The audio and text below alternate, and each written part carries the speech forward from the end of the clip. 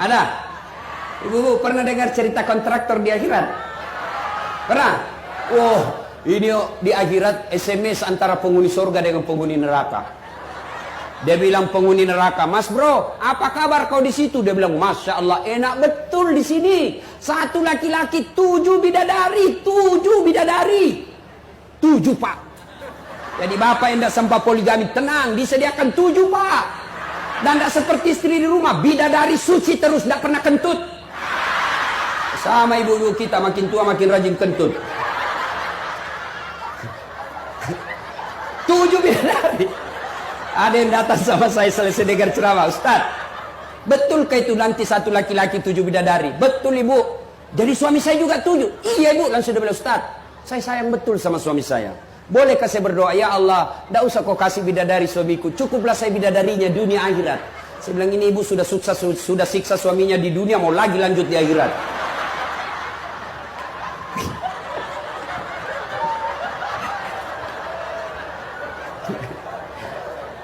Coba.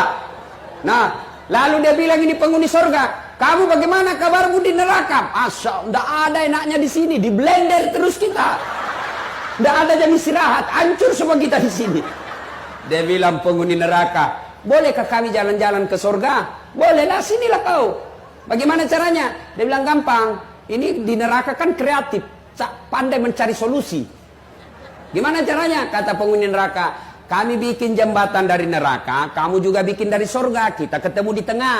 Oke? Setuju? Setuju. Lelang proyek." Keluar pemenang tender. Waktu pekerjaan 3 hari. Hari pertama, proyek jembatan dari neraka sudah selesai 50%.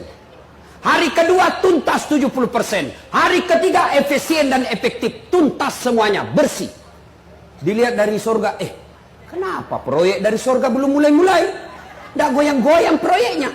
Teriaklah ini dari neraka, "Woi, kenapa kau belum mulai proyekmu? Kami sudah sampai di tengah sesuai kesepakatan." Apa kata dari surga? "Bagaimana caranya mau dimulai? Kontraktor, pengawas, pemborong, panitia, ada semua di situ."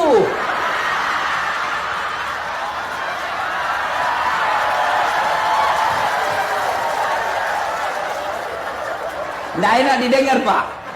Siapa suruh kau panggil saya? Terasa sekarang ya.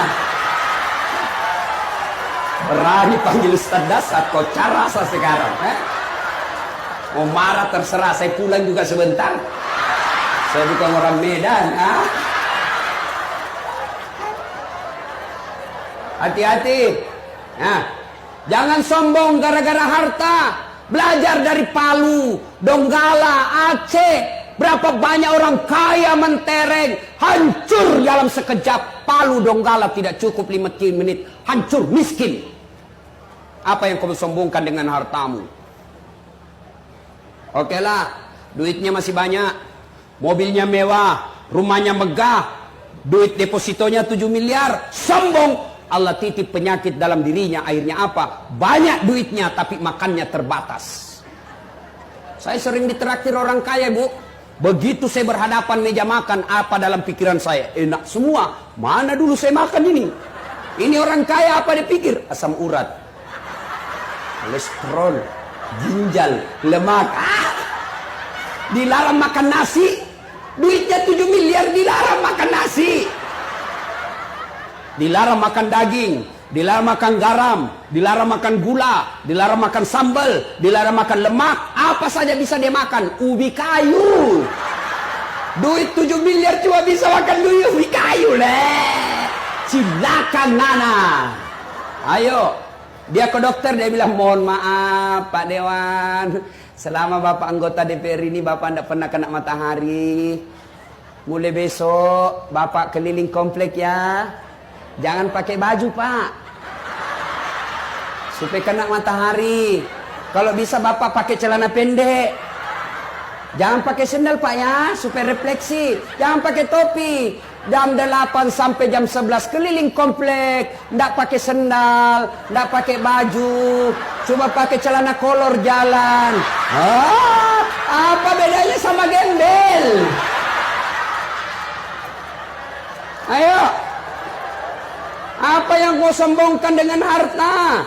Jangan sombong. Jangan sombong gara-gara harta. Berapa banyak orang duitnya banyak, tapi hancur hanya untuk bayar penyakitnya.